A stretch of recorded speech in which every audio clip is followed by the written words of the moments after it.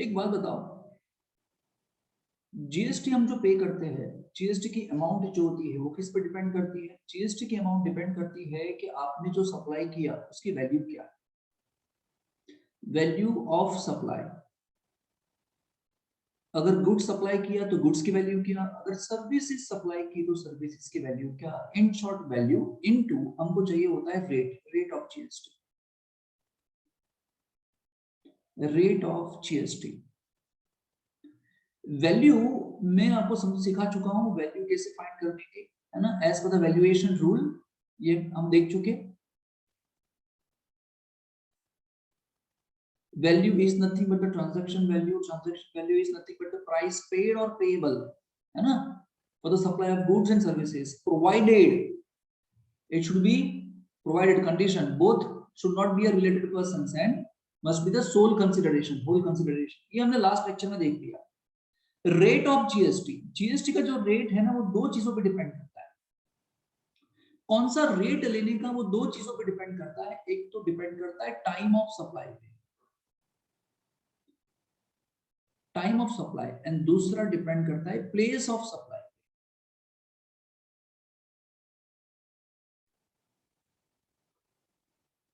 Time of supply and place of supply. Place of supply का मतलब क्या है ना, कि भाई आपने इंटरस्टेट किया,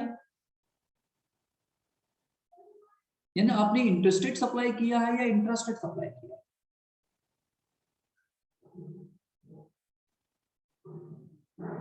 अगर आपने इंट्रास्टेट सप्लाई किया है तो बट ऑब्वियस है सीजीएसटी लगने वाला है प्लस एसजीएसटी लगने वाला है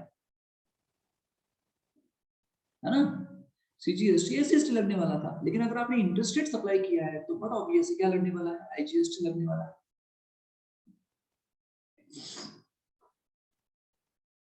तो आईजीएसटी मान लो अगर 18% है तो रेट 18% हो गया। तो इनवॉइस के बिल में सिर्फ आईजीएसटी लिखा होगा 18%, दैट्स इट। अगर वो इंट्रास्टेट सप्लाई है तो क्या लिखा होगा, 9% यहां लिखा होगा, 9% यहां लिखा होगा। तो इनवॉइस के अंदर क्या लिखा होगा, 99% लिखा होगा, दोनों आपको ब्रेक करके दिया होगा। रेट, रेट डिपेंड करता है प्लेस पे, वो रेट ये भी हो सकता है, वो रेट ये भी हो सकता है। एंड रेट डिपेंड करता है टाइम ऑफ सप्लाई पे। अभी हम जो देखने जाने वाले हैं वो time of supply, time of supply. इसका मतलब क्या, टाइम ऑफ सप्लाई पर रेट कैसे डिपेंड करता है। It means when exactly GST is to be charged, when exactly GST is to be charged by supplier,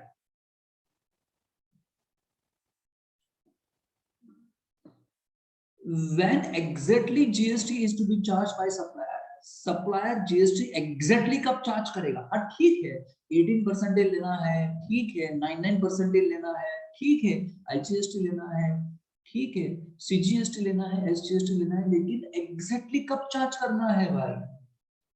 वो 18% आईजीएसटी या वो 99% सीजी एंड एसजी एग्जैक्टली कब चार्ज करना है। सर इसका मतलब क्या एग्जैक्टली कब चार्ज करना है, इसका मतलब नहीं समझ में आ रहा है सर।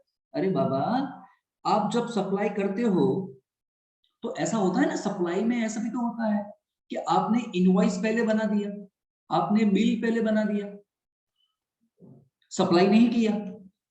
होता है कि नहीं, हमने बिल बना के तैयार कर दिया, सप्लाई नहीं किया, या हमने सप्लाई पहले ही कर दिया, हमने क्या कर दिया, सप्लाई पहले ही कर दिया, इनवॉइस बना के नहीं रखा है। या ऐसा भी तो आ गया, हो गया कि हमारे पास रिसिप्ट पहले आ गई, हमने सप्लाई नहीं किया। हेलो, कभी कभी यूं होता है कि हम इनवॉइस बना देते हैं, सप्लाई नहीं करते। कभी कभी यूं होता है कि सप्लाई पहले कर देते हैं, इनवॉइस 4-5 दिन बाद बनाते हैं, और कभी कभी दोनों नहीं किया है, पेमेंट पहले ले लेते हैं। तो सवाल ये खड़ा होता है कि लायबिलिटी कब अराइज होगी, सप्लायर की लायबिलिटी कब अराइज होगी जीएसटी चार्ज करने की।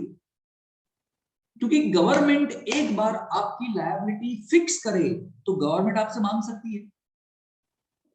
गवर्नमेंट को बताना पड़ेगा ना सर आपको, हेलो, गवर्नमेंट को बताना पड़ेगा ना सप्लायर को कि भाई टाइम आ गया जीएसटी चार्ज कर, टाइम आ गया है कि मैं तुमसे जीएसटी मांगू, तुम्हें देना पड़ेगा। और अगर गवर्नमेंट ये बताना भूल गई तो सप्लायर अपनी मनमानी करेगा। वो बोलेगा पैसे आ गए, इनवॉइस नहीं दिया था तो पैसे ले लिए, इनवॉइस बनाया 2 साल बाद तो 2 साल बाद जीएसटी चार्ज करूंगा। हेलो, वो तो फिर मनमानी करेगा। कुछ ना कुछ तो लॉ गवर्नमेंट को देना पड़ेगा जिससे सप्लायर जीएसटी चार्ज करे, जीएसटी पे करने की उसकी लायबिलिटी अराइज हो। एग्जैक्टली पॉइंट ऑफ टैक्सेशन कौन सा? सुनो, सप्लाई होने से एक टैक्सेबल इवेंट बनता है। आपने सप्लाई कर दिया, जीएसटी लगेगा। ऑब्जेक्टिव में पूछे यारो, ऑब्जेक्टिव में पूछे कि सप्लाई का मतलब क्या, स्कोप ऑफ सप्लाई मतलब taxable event. Scope of supply का मतलब क्या, टैक्सेबल इवेंट। लेकिन एग्जैक्टली वो जीएसटी कब लगाने का, वो पॉइंट ऑफ टैक्सेशन कौन सा? पहले होता है टैक्सेबल इवेंट और फिर आता है पॉइंट ऑफ टैक्सेशन। दो अलग अलग बातें हैं, तुम्हें कंफ्यूज करेंगे कि पॉइंट ऑफ टैक्सेशन कब होता है एंड सप्लाई का इवेंट, टैक्सेबल इवेंट कब होता है। Taxable event and point of taxation, समझ में आया? अभी हम समझ रहे हैं पॉइंट ऑफ टैक्सेशन। हेलो, एक बात बताओ, सेकेंड ईयर बीकॉम में आप सब हो, आप में से मैं ऐसा अनाउंस करता हूं कि भाई नेक्स्ट ईयर मैं सिर्फ 20 बच्चों को पढ़ाऊंगा, ओनली 20 स्टूडेंट्स। जो पहले आ जाएगा उसका रजिस्ट्रेशन हो गया, बाकी रह गए। अर्ली बर्ड्स डिस्काउंट, क्या बोलते हैं उसको इंग्लिश में, अर्ली बर्ड डिस्काउंट। तो आप में से 20 बच्चों ने अभी फीस दे दी मुझे, अभी तो सप्लाई किया नहीं मैंने टीवाई का,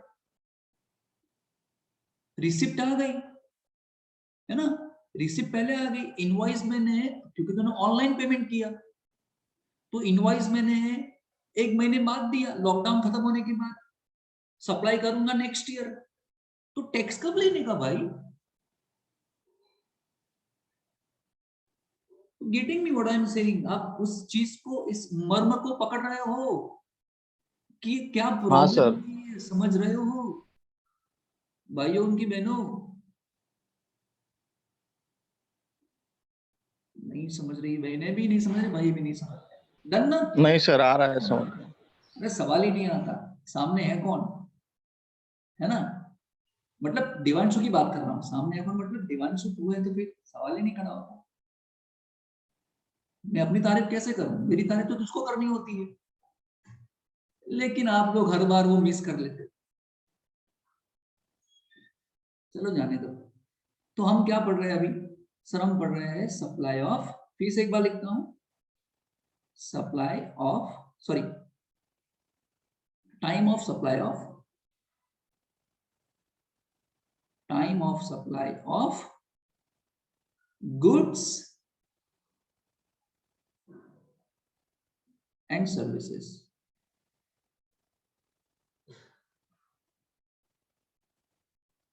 हेलो, चलिए अभी हम सिर्फ देख रहे हैं गुड्स की बारी, अभी सिर्फ गुड्स देख रहे हैं सर। तो अभी सिर्फ क्या देख रहे हैं हम, इसके अंदर क्या, time of supply of goods देख रहे हैं।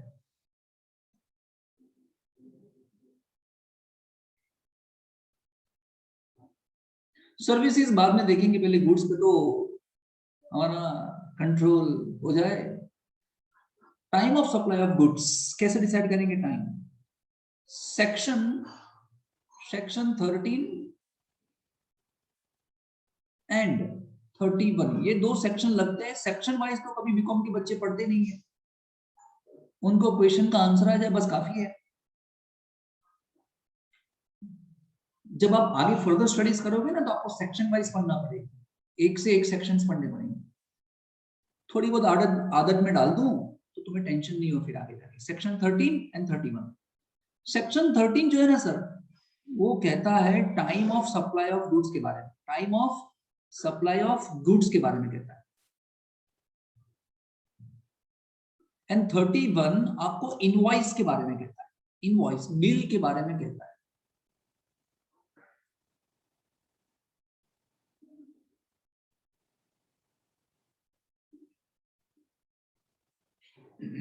Clear?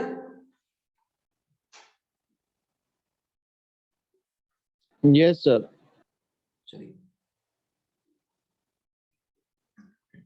Time of supply of goods. अब इसके अंदर ना, इसके अंदर time of supply of goods कौन सा डिसाइड करने का, इसमें तीन चीजें आती हैं। एक तो आती है फॉरवर्ड चार्ज,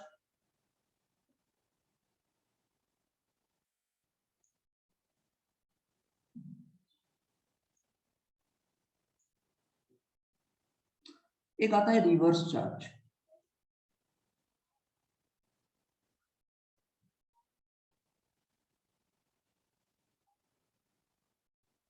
और एक केस आता है वाउचर वाला, in case of vouchers. Forward charge में कैसे डिसाइड करेंगे, रिवर्स चार्ज में टाइम ऑफ सप्लाई कैसे डिसाइड करेंगे, वाउचर्स के केसेस में टाइम ऑफ सप्लाई कैसे डिसाइड करेंगे, वो जानना है।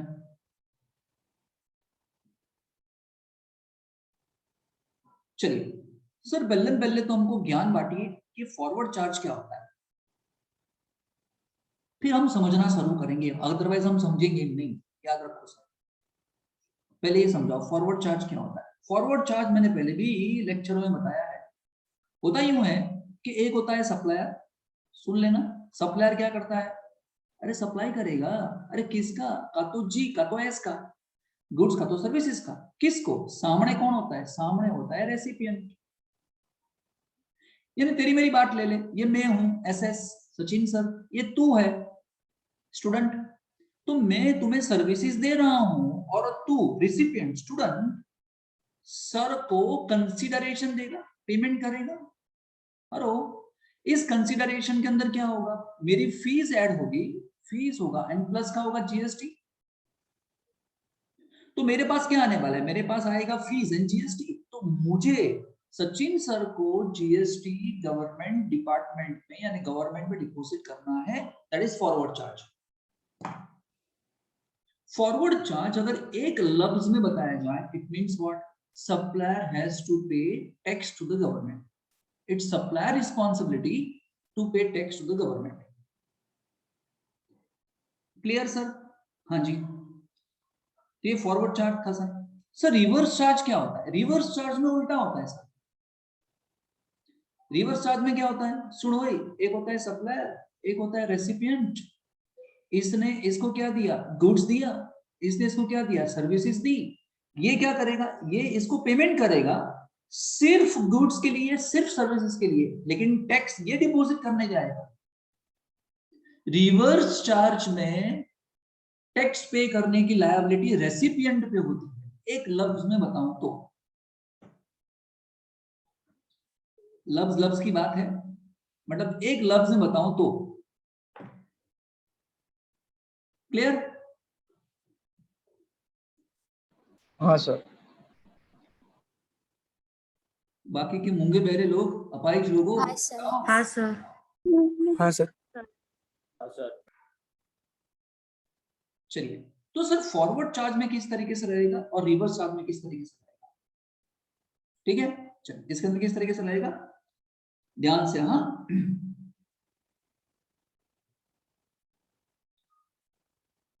विच एवर इज अर्लियर, यहां लिख देता हूं, whichever is earlier is earlier, जो जल्दी हो जाए वो। पहला,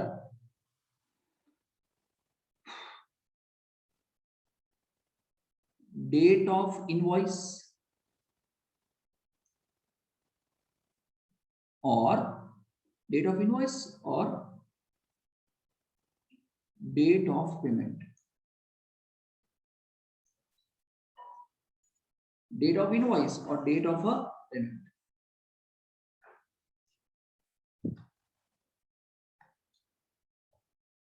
ध्यान से, इसके अंदर डेट ऑफ इनवॉइस के अंदर और डेट ऑफ पेमेंट के अंदर इसमें भी दो डेट आती है, इसमें दो डेट आती है। As per books of account of supplier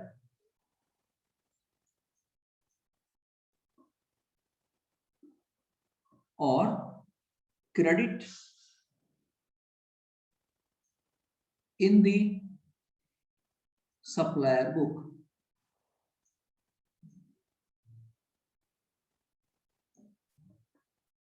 इसमें भी सर दो डेट आती है, एक्चुअल इनवॉइस डेट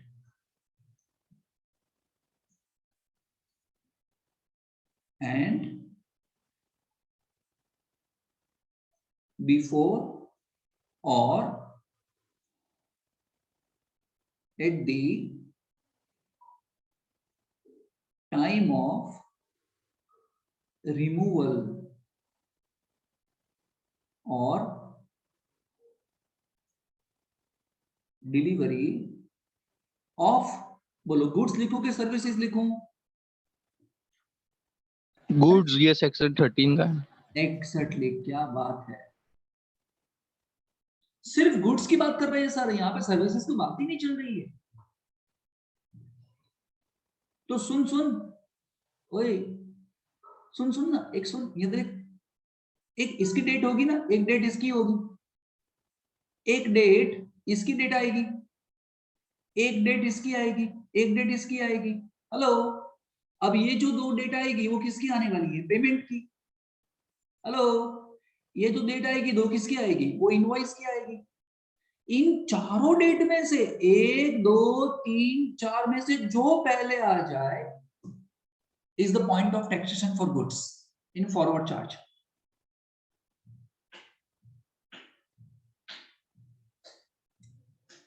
हेलो,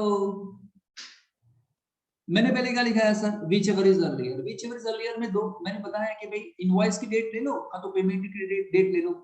फिर इनवॉइस में मैंने आपको दो डेट दी, पेमेंट में भी दो डेट दी बताई, और बोला कि इन चारों में से जो पहले आ जाए वो, that will be the point of taxation. वहां पे आपको जीएसटी लेवी कर देना पड़ेगा, है ना, और आपकी लायबिलिटी अराइज हो जाएगी।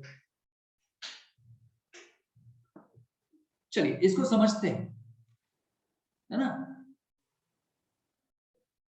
ठीक है, इसको समझते हैं कि क्या कहना चाहते हैं, समझे ना। मैं सिर्फ आज ये समझाने वाला हूं, सिर्फ यही समझाऊंगा, ये कल, हेलो, आज नहीं हो पाएगा। पहले बात तो फॉरवर्ड चार्ज समझ में आ गया। फॉरवर्ड चार्ज का मतलब क्या?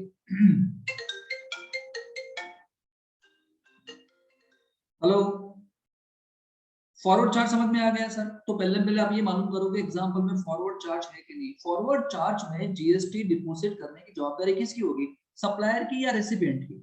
जल्दी बताओ। सप्लायर सप्लायर के सर, और इसीलिए आपको हर एक चीज सप्लायर के एंगल से सोचनी है सर, रेसिपिएंट के एंगल से सोचना ही नहीं है कुछ। तो क्या बोल दिया, है ना, क्या बोल दिया? जिस दिन ये पहली डेट आ जाए उस दिन पे आपको जीएसटी पे करने की लायबिलिटी अराइज हो जाएगी। डेट ऑफ इनवॉइस क्या बोला? एक्चुअल इनवॉइस डेट, आपने किस तारीख को बिल बनाया वो देखो, जिस तारीख को आपने बिल बना के दिया होगा ना रेसिपिएंट को, वो डेट देख लो। दूसरा, बिफोर और at the time of removal और डिलीवरी ऑफ द गुड्स।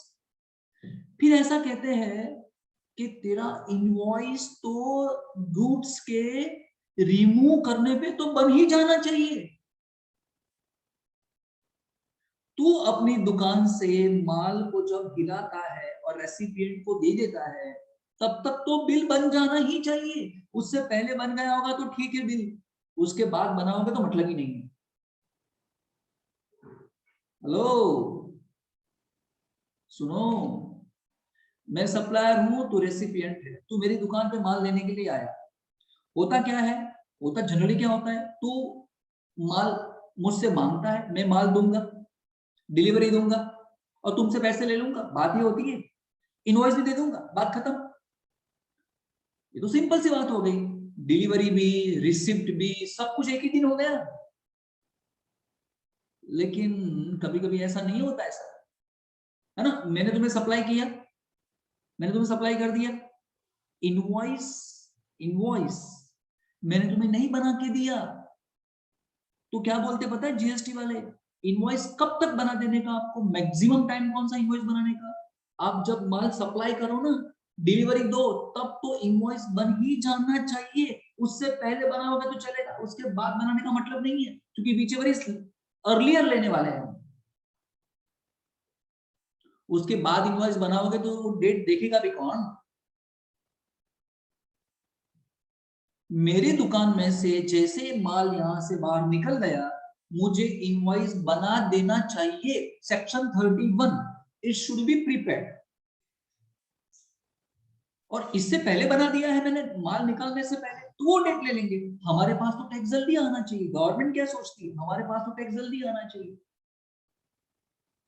अगर तूने माल निकालने से पहले इनवॉइस बना दिया है तो वेल एंड गुड, और नहीं बनाया है तो याद रख, माल निकालने वक्त तो तुम्हें इनवॉइस बना देना ही पड़ेगा। हम कुछ सुनने नहीं वाले।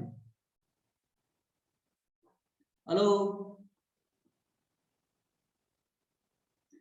इन दो डेट क्लियर, क्लियर। हेलो, हाँ सर। दूसरा क्या बोला, दूसरा क्या बोला, ये तो इनवॉइस की डेट थी ना सर। फिर पेमेंट की बात सुनो। पेमेंट, अगर इनवॉइस से पहले पेमेंट आ जाए ना, इनवॉइस से पहले, मतलब ना तो तूने इनवॉइस बनाया, ना तो तूने डिलीवरी की, लेकिन उससे पहले तो पैसे लेके बैठ चुका है पहले से, तो that date will be the date of time of supply of goods. फिर हम सब ये सब देखने क्यों बैठे हैं कि तू कब इनवॉइस बनाएगा, कब सप्लाई करेगा, कब रिमूव करेगा, कब डिलीवरी करेगा, वो सब हम क्यों देखे। हेलो,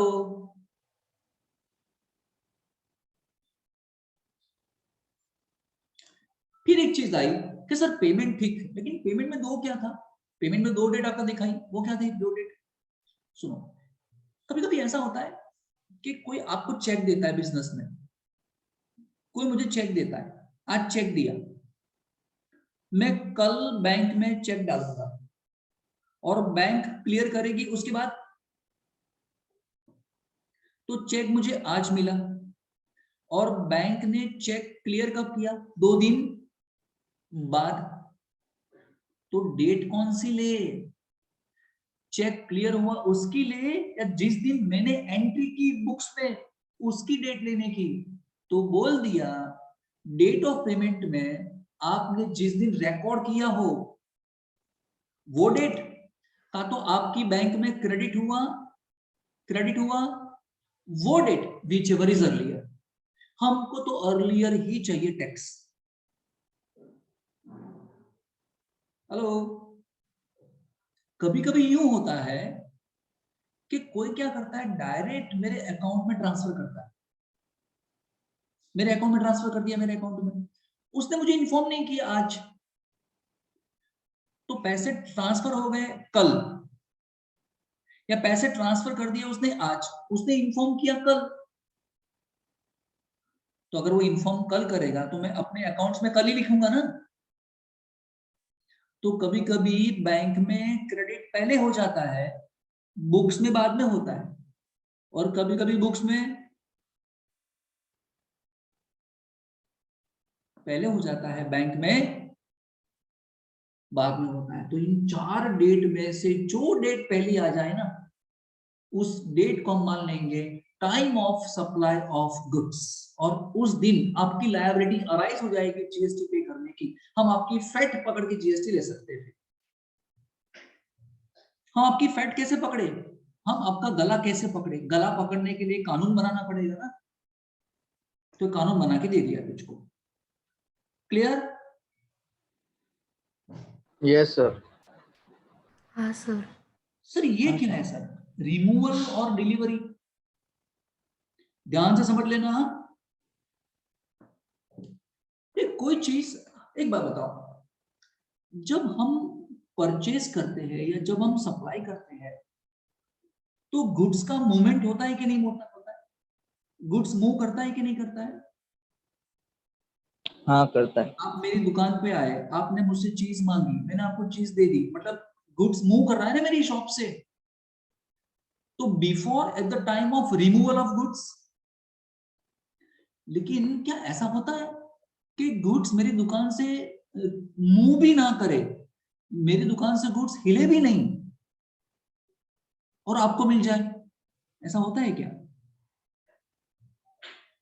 होता है। अरे तूने नहीं सुना है, ऐसा रख ऐसा, हाँ होता होगा सर, होता होगा सर। हम सब बालक सर, छोटे मोटे, हम अज्ञानी लोग सर, हमें क्या पता सर, इसलिए तो आपके पास आए हैं। सुनो एग्जांपल देता हूं, मेरे पास एक प्रीमाइसिस था, प्रीमाइसिस एक बिल्डिंग था मेरे पास, वो बिल्डिंग मैंने आपको रेंट पे दे दिया बिजनेस करने के लिए। हेलो, किसी को बिल्डिंग रेंट पे देना बिजनेस करने के लिए, दैट इज सप्लाई। मैंने आपको सिखाया, that is supply of services, GST लगता है इसके अंदर। आपने बिल्डिंग में गए, बिल्डिंग में आपने एसी डलवा दिया, जनरेटर डलवाया, हेलो, फिर आपने 2-1 साल बिजनेस किया, अभी आप क्या कहते हो, सर आपका मुझे बिल्डिंग नहीं चाहिए, मुझे बिल्डिंग आपको वापस कर देना है। मैंने कहा ठीक है कर दे। अब आप क्या बोल रहे हो, सर वहां पे जनरेटर लगा हुआ है, वहां पे एसी भी लगा हुआ है, वो आपको सप्लाई कर देना है, मुझे सप्लाई करना है। मैंने कहा ठीक है, बोलो कितना पेमेंट करने का। मैंने उसको पेमेंट कर दिया, उसने सप्लाई कर दिया। बताइए यहाँ मूवमेंट हुआ क्या? यहाँ मूवमेंट हुआ ही नहीं,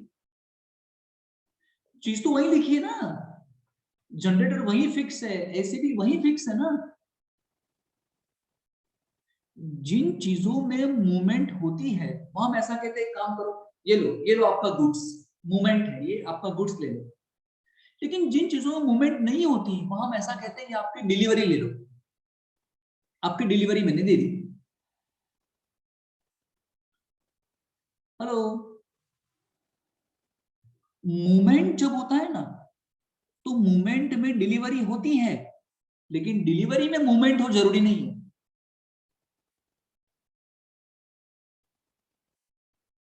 सर किधर क्या होता है सर, ये मैं ये पेन आपकी, ये पेन आपकी, मूवमेंट है, डिलीवरी भी तो है। ये मकान आपका, मूवमेंट कहां पे है, डिलीवरी है ना। ठेंगा, ये मकान मेरा है, तेरा थोड़ी मकान है, तो बात में कह रहा हूं, बोलो। हाँ सर समझ में आ गया। तो ये कहते हैं सर, ये कहते हैं एक्चुअल इनवॉइस डेट ले लो, या बिफोर और at the time of removal और डिलीवरी ऑफ द गुड्स। जहां पे मूवमेंट इन्वॉल्व होती है ना सर, जहां पे मूवमेंट इन्वॉल्व है उसको हम बोलते हैं रिमूवल, और जहां पे मूवमेंट इन्वॉल्व नहीं होती है वहां हम कहते हैं क्या, डिलीवरी। नो मूवमेंट तो हम क्या बोलते हैं, डिलीवरी।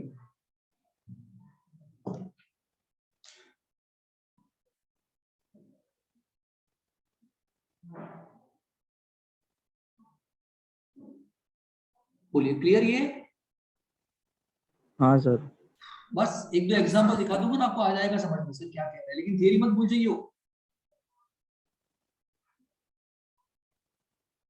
अब चल एक छोटी सी बात और समझानी है।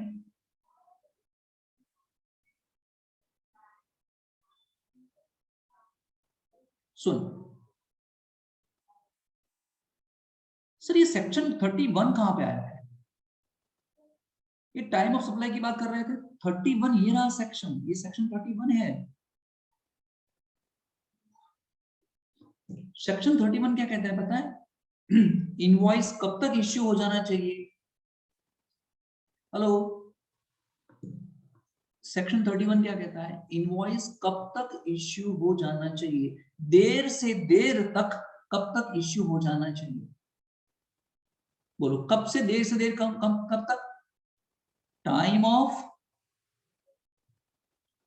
बोलो कब तक? डिलीवरी और मूवमेंट ना, ये रहा ना, बिफोर और at the time of removal delivery of goods. यहां तक तो इनवॉइस इश्यू हो ही जाना चाहिए।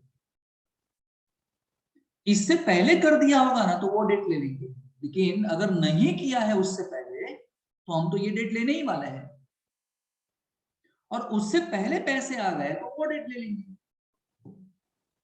जो पहले आ जाए हम उस पॉइंट को पॉइंट ऑफ टैक्सेशन बोल देंगे। बोलिए, क्लियर? हाँ सर।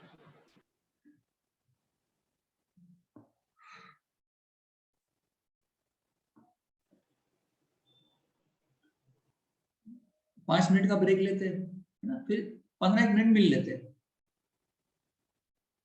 40 मिनट नहीं, 15 मिनट। एग्जाम पीछे गई ना कि पीछे नहीं गई? नहीं गई। वेरी गुड, पीछे नहीं गई है ना? चल, तो 5 मिनट का ब्रेक लेते हैं, फिर मिलते हैं।